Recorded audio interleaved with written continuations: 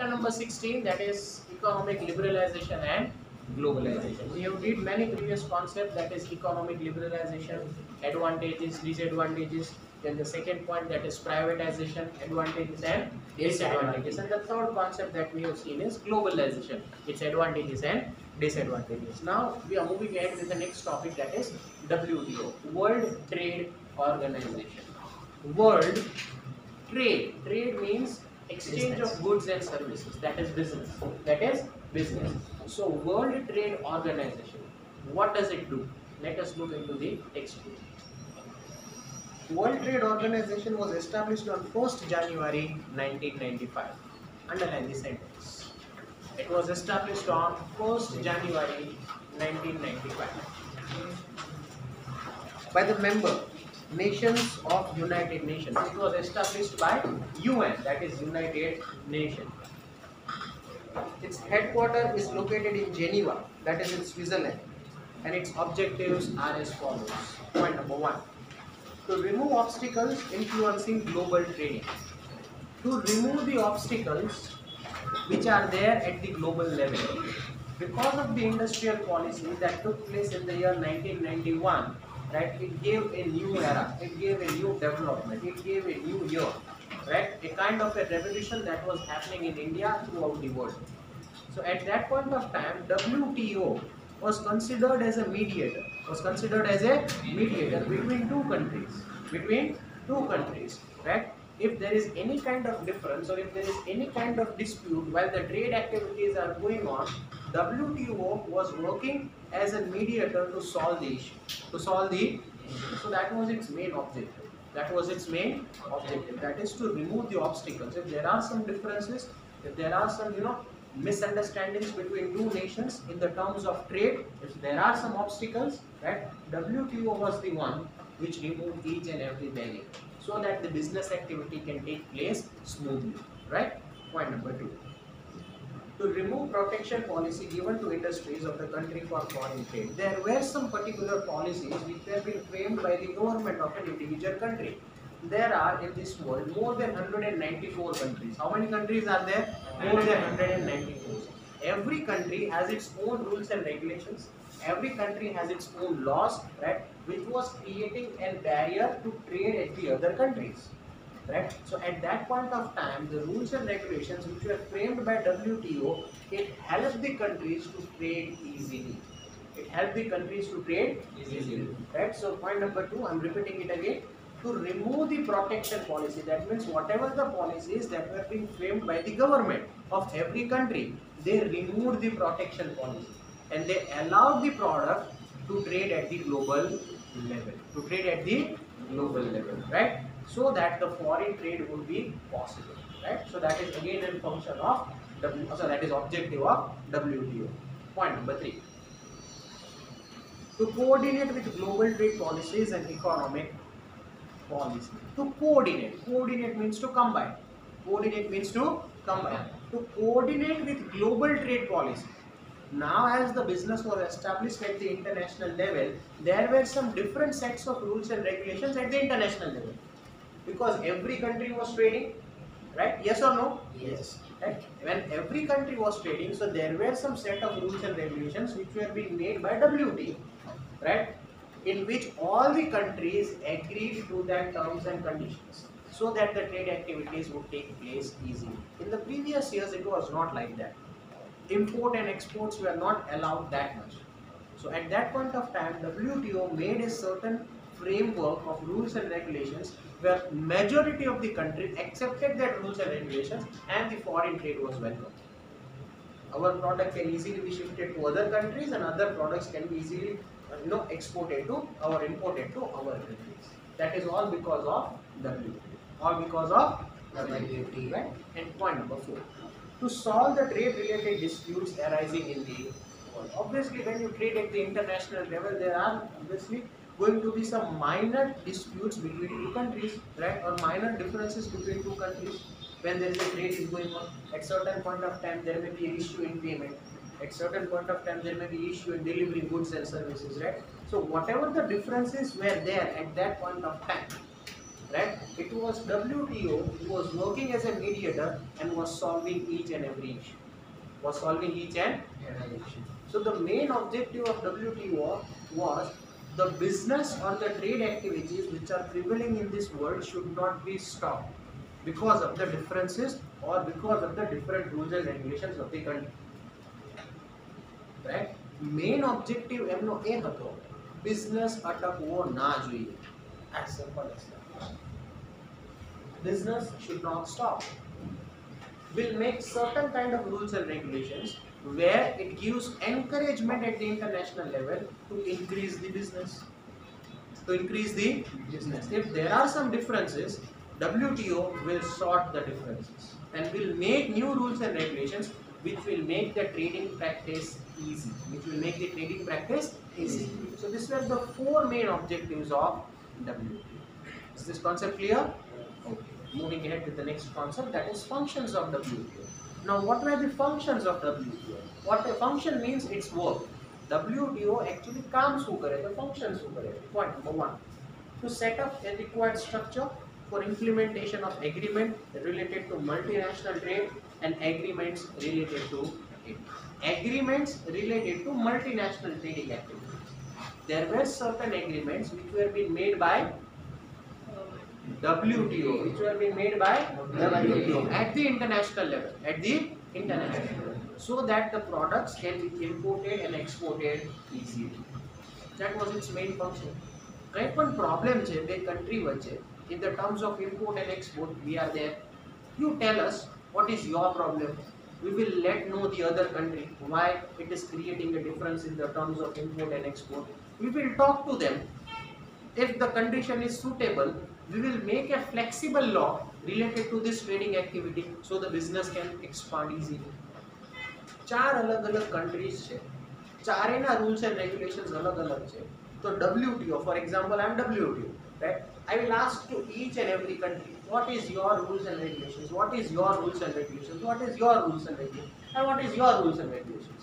Then I try to understand the criteria of each and every country and will make a certain law at the international levels in terms of trade only, so that every country can import and export the good easily. મારું કામ એ છે business અટકવો જોઈએ. ચાર अलग अलग countries છે, તો ચારેના countries ના concepts, એમના rules and regulations પહેલા હું સમજી લઈશ અને પછી international લેવલે એવા laws મૂકીશ કે ચારેને એકબીજા જોડે એડજસ્ટ થઈ જાય. તો એડજસ્ટ થશે તો બિઝનેસ થશે, બિઝનેસ થશે તો ટ્રેડિંગ એક્ટિવિટી થશે, ટ્રેડિંગ એક્ટિવિટી થશે તો પ્રોડક્શન વધશે, પ્રોડક્શન વધશે તો પ્રોફિટ વધશે, પ્રોફિટ વધશે તો સ્ટાન્ડર્ડ ઓફ લિવિંગ વધશે. Yes or no? So is it going to give the benefit to the country? Obviously yes, right? So this is the main function of WTO. નાના મોટા કંઈ પણ એવા differences આવતા હોય તો international level એવા laws set up કરવાના which creates a mutual coordination between two countries and makes the trading activity easy. Point number 2, World Trade Organization plays a vital role for debate and negotiations for multinational trade. Debates એટલે arguments નહીં, debates એટલે વાતચીત, debates એટલે વાતચીત, a kind of a discussion, WTO ક્યારે છે ને કોઈ બાયસ ડિસિઝન લેતું નથી. સપોઝ આ કન્ટ્રી જોડે મને વધારે ફાવે છે તો આના ફેવરમાં હું વધારે પોઈન્ટ્સ મૂકીશ. Not like that. કોઈ એવા ડિફરન્સીસ છે, કોઈ એવા particular rules and regulation setup કરેલા છે, તો એવી રીતે બિઝનેસને એક્સપાન્ડ કરશું એટ ધ ઇન્ટરનેશનલ લેવલ, એવી રીતે ટ્રેડિંગ એક્ટિવિટીઝ કરશું, રાઈટ, કે જેમાં બધા ઇક્વલ હોય. કેવા હોય? કોઈ કન્ટ્રીને આગળ પાછળ રાખવાનું, right. This is what its main function is. પછી બિઝનેસ 1 રૂપી નો હોય, 1000 રૂપીસ નો હોય કે 1 કરોડ રૂપીસ નો હોય. Business is business. Right? So the rules or the laws should be set up at the international level in such a way that everyone should get equal justice. Is it clear? Point number 3. That is what I have said is written in point number 3. WTO encourages unbiased international trade. Unbiased means equal. Unbiased means equal. કોઈના પ્રત્યે bias નથી. Bias means આના ફેવરમાં નથી. ચાર અલગ અલગ countries છે તો ચારે કન્ટ્રીઝના ઇક્વલ ડિસિઝન્સ લેવામાં આવશે, ઇક્વલ ઓપોર્ચ્યુનિટીઝ આપવામાં આવશે. ઇક્વલ લો સેટઅપ કરવામાં આવશે જેનાથી બધાને સરખો ફાયદો થાય, રાઈટ? એને અનબાયસ્ડ કહેવાય. શું કહેવાય? Unbiased, right? Equal at the international level. પછી કન્ટ્રી નાનું હોય તો એને એ પ્રમાણે બેનિફિટ્સ મળે, કન્ટ્રી મોટું હોય તો એને એ પ્રમાણે બેનિફિટ્સ મળે. As simple as that. But the laws which were being set up were equal for each and every country because there are more than 194 countries. How many? More than 194 countries in this world. 194 countries માં કોઈ countries આટલા હોય, કોઈ આટલા હોય, કોઈ બહુ મોટા countries હોય, right? Every map is a different place, right? As per the geographical area, right? બધા country નું અલગ-અલગ geographical locations છે, એમના space છે, એમની areas છે, right? તો બધાના benefits પણ અલગ-અલગ, but laws એવા set up કરશે at the international level where everyone will get the equal benefit. Is it clear? So that is its function number 3. And function number 4. Different nation follows their own national policy. It observes them and suggests required improvements. Different nation. ફરીથી point વાંચું છું. Try to understand. Different nation follows their own national policy. Follows their own national policy. હવે હરેક country એવું કે મારા rules and regulations સાચા? Yes or no? Every country will say that when it comes to business that whatever my country say is correct. At that point of time, WTO suggests certain changes. Certain changes. ये શું કરે? Suppose 4 countries છે, આ UK છે, આ Japan છે, આ India છે, અને આ ઓસ્ટ્રેલિયા છે. For example, if there are 4 countries, right? હવે ચારે countries ના rules and regulations અલગ-અલગ છે. હવે કોઈ એક્ઝામ્પલમાં ઇન્ડિયા કોઈ જગ્યાએ પાછું પડે because of that rule where they are not able to export, because of that rule, right? Whatever the rule be, so WTO એને suggest કરશે you try to change this rule so that would help you in the terms of business. એટલે India વાળાને ખબર પડે આ રૂલના કારણે આપણે બિઝનેસને expand કરી શકતા નથી. So we need to make a modification in this rule so that we can improve our business. એવા 194 countries થી વધારે છે, એમાં હરેકને પોતપોતાની રીતે WHO સજેશન્સ આપે. You need to change this way, you need to change your rules and regulations this way, you need to change your particular laws this way, so that will give you the benefit in terms of trade. Force નથી કરતું, suggest કરે. શું કરે છે? Suggest. So that the country can know because of this thing my country is not able to develop. મારી country આગળ વધતી નથી, business થઈ શકતો નથી. That is the problem. So that is its main function. Point number 4. It suggests the countries to modify or to change the rules which are beneficial for the country in the terms of business. Right? Is this clear? 4 objectives and 4 functions of WTO. Right? Now let's see the next topic, that is impact on Indian economy. What is the impact on Indian economy? હવે તમને WTO ખબર પડી ગઈ તો એની અસર આપણી Indian economy ઉપર શું પડે છે? Let us see. India is a member of this WTO organization since its inception. Inception means beginning. જ્યારથી WTO બન્યું, when it was been established? 1st January 1995. ત્યારથી ઇન્ડિયાનું મેમ્બર છે, right? So what will be the impact of this organization on India, or which type of benefits would India acquire are discussed below. Point number 1. India's contribution to the world trade was 0.5%. No, કેટલાકને dot નહીં આપેલો હોય, જેને નવી text book હશે ને એમાં એ dot નહીં હોય, તો એ ડોટ કરી દો તમે. Dot means 0.5. Dot means 0.5, right?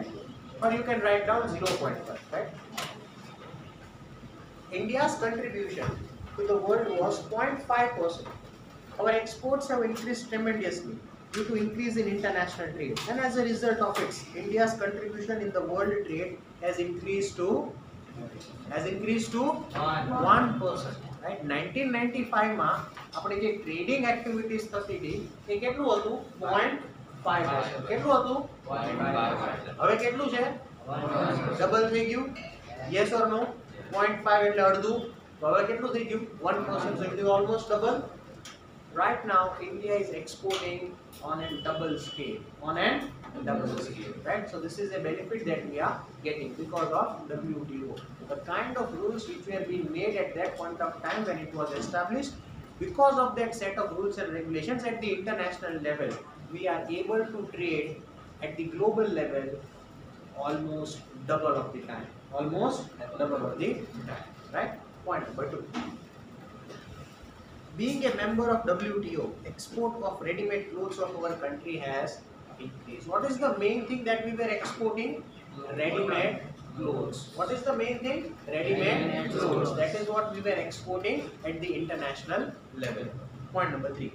As a member of WTO, India has been able to increase export of its agro products. Agro products, that is agricultural products, right? આપણે બે વસ્તુ મેઇન એક્સપોર્ટ કરીએ છીએ. First is ready-made clothes and the second one is agricultural products. 0.5 to almost 1%, so double of the export, right? Because of this WTO, right? આનો મોટામાં મોટો ફાયદો ઇન્ડિયાને શું થાય કે જ્યારે આપણે બધી વસ્તુ એક્સપોર્ટ કરીએ તો આપણને કરન્સી શેમાં મળે છે?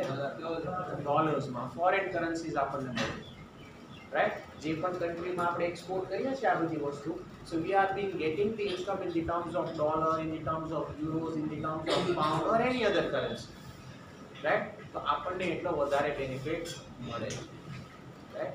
Double થઈ ગયું, almost export કેટલું થઈ ગયું? If it is 100 તો 200, if it is 200 then 400, right? So double of the production that we are able to export because of WTO.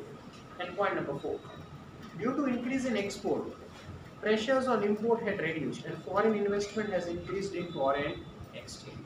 Import ઘટી ગયું, export વધી ગયું, તો એ આપણને ફાયદો થઈ ગયો. Yes or no? Foreign currency India માં આવવા માંડી. Yes or no? Foreign currency India માં આવે તેની valuation obviously વધારે હશે, so that is going to give the benefit, right? So this is again an impact of WTO. Because of WTO that was established on 1st January 1995, we have almost doubled the export in the terms of agriculture products and in the terms of ready-made clothes, right? આપણને foreign currency નો flow વધી ગયો, ઇન્ડિયામાં foreign currency વધારે આવવા માંડી, તો આપણું economic development ધીમે ધીમે strong થવા માંડ્યું. કેવું થવા માંડ્યું? Strong, right? Next. Thus, as a member of World Trade Organization, India will not only get the above mentioned benefits but also has to comply with some conditions. It is especially dependent on how fast India increases its infrastructure facilities and how developed they treat the country, that is India. ધીમે ધીમે હવે એવો સમય આવે છે કે આપણું infrastructure પણ ડેવલપ કરવાની જરૂર છે. એક્સપોર્ટ તો આપણે ડેવલપ કરીએ જ છે, it is increasing day by day, but even we need to develop the infrastructure facilities also, the interiors of the company as well as all the facilities that are being given as a part of the company in terms of our country, that also should be developed. That also should be developed. So that will increase the standard of living. That will increase the standard of living, right? પૈસા હોય પણ રહેતા જ ન આવડતું હોય, then it is worthless. Right? So the infrastructure facilities છે, the internal facilities in India, that should also increase. Right? So this is the impact of Indian economy, because as a member of WTO we are almost on the verge of doubling the export in the terms of agriculture product as well as in the terms of ready-made clothes. When WTO was established? 1st January 1995. Is this clear? Okay. Moving ahead. Sustainable development. What is sustainable development? According to the definition of sustainable development, sustainable development is the development which meets the needs of the present generation without compromising with the ability of future generation to meet their own needs. Underline that sentence. જે double inverted comma કરેલું છે એ underline કરી દો. Right? I am repeating the definition again. Try to understand. Sustainable development કોને કહેવાય? It is a development which meets the needs of the present generation without compromising with the ability of future generations to meet their own needs. Sustainable development એને જ કહેવા છે કે અત્યારની જે generation છે એને જે બેનિફિટ્સ મળે છે એ જ બેનિફિટ્સ કોને મળવા જોઈએ? નેક્સ્ટ જનરેશનને મળવા જોઈએ at the same price. At the same price. Then only it would be called as sustainable development. For example, the price of the petrol right now is 100 rupees, 99 or 100 rupees per liter, right? Do you think that the same price would be there after 15 years? Would it increase or decrease? Increase. Then is it a sustainable development? Yes or no? No. That means the next generation, your juniors who are studying in standard second or third, when they will be coming at your age, they have to pay more for the same product or for the same particular amount of petrol. That is not a sustainable development. તમને જે બધી facilities મળે છે, જે luxurious વસ્તુ મળે છે at the same price, even they should get after 10 or 15 years. Then only it would be known as sustainable development. Right? આવું એન્વાયરમેન્ટ ક્રિએટ કરવાનું છે, આવી ઇકોનોમી ડેવલપ કરવાની છે જેના લીધે આપણને તો આપણી નીડ્સ મળે જ છે, બટ આપણી ફ્યુચર જનરેશન છે એની નીડ્સ પણ સેટિસ્ફાય થાય at the same price. At the same price. Then only we can say that our country is good. Our country is good. Right? This is what it is. Before 15, 20 or maybe 30 years back, right? The price of petrol was around 30 rupees. The price of petrol was around 30 rupees per liter. Right now it is right? Within 30 years. Within 30 years. Almost 3 times 30 into 3. So that is 90. Even more than 3 times. Right? So right now we are paying 99 or 100 rupees per liter. Maybe within next 20 to 30 years down the line, it would be around 150 or maybe 180. Right? This is not sustainable development. આપણી needs, આપણી requirements તો આપણે fulfill કરીએ છીએ, but we have to think of the future generations also. Those who are smaller than you, right? જે next generation છે એમના માટે કંઈક મૂકતું જવું પડશે. જો આપણે પ્રોપરલી એ બધી વસ્તુનું યુટિલાઇઝેશન નહીં કરીએ તો હરેક વસ્તુ ફ્યુચરમાં મોંઘી મળશે, and that is what it is happening right now. This is not sustainable development, right? Everyone does not have the money power. Everyone does not have the same amount of capital that has, right? Every 5 fingers are different, right? So if we are not able to develop or if we are not able to maintain the price, right, it would be very difficult for the next generation to survive. So we need to, utilize or satisfy our needs in such a way કે આપણી needs તો fulfill થાય જ, but આપણી જે next generation છે એની needs પણ fulfill થાય at the same price. At the same price. That is known as. Is it clear? Yes, sir. Yes. Thus, the idea of sustainable development developed because of extreme effects on nature, near human habitation, and man-created cover environment. The way and the speed with which present generation is developing, it cannot be maintained. It cannot be maintained in the future. There is a fear that luxuries that which present generation is enjoying may not be there for the future generation. There is a tremendous decrease in natural resources due to economic development, and their quality is also deteriorating. In this condition, there is a need to change the idea of development. Idea of sustainable development is studied because of the present development and effects of it on the environment. We have already studied chapter number 8. The name of the chapter is natural resources. They are deteriorating. That means they are decreasing. They are decreasing. જે level અથવા ક્વોન્ટિટીમાં પહેલા મળતી હતી એ અત્યારે મળતી નથી. In spite of so much of research, still certain products are not available from nature. So the prices are increasing. So the prices are increasing, right? Because they are limited in nature. આપણે પહેલા જ જોઈ ગયા natural resources કેવી હોય? Limited હોય નેચરમાં. Yes or no? અને પછી number of users વધે એટલે price શું થતા જાય? Increase થતા જાય. So that is the problem. That is the problem. This is what we have to sustain. This is what we have to develop in such a way that we satisfy our needs as well as the future generation. Before 40 years back, the water that was available was free. Right now for mineral water you need to pay the price. Yes or no? ઘરે mineral water ના પેલા મોટા જગ્સ આવતા હશે, પૈસા આપ્યો છે ને? પાણીના ક્યારે પૈસા હોય? We have to pay. We have to. Right now it is 50, not 20 rupees. Maybe 5 to 10 years down the line, if there is scarcity of water, it would be 50 rupees. એક સમયમાં જ્યારે પાણીની પરબ બંધાવી હતી, માણસો પાણીના માટલા મૂકતા, રાઈટ, કે મફતમાં પાણી મળતું, અત્યારે જોવાય નથી મળતું. This is the difference. This is the, right? You need pure water, you have to pay 20-25 rupees. એક પાણીની બોટલ 15-20 રૂપિયાની આવે. 1 લિટર પાણી, 1 લિટર પાણી આપણે 3 કલાકમાં પૂરું થઈ જાય. And you are paying 25 rupees. Human average requires 4 to 5 liters, right? એક બોટલના જો 20 રૂપિયા એટલે દરરોજ 100 રૂપિયાનું પાણી પીવું. Is it affordable? It is becoming very expensive. One short example of water, right? એવી તો ઘણી બધી નેચરલ રિસોર્સિસ છે જે ધીમે ધીમે ઓછી થતી જાય. તો આપણે સસ્ટેનેબલ ડેવલપમેન્ટ કરવાની બહુ જરૂર છે.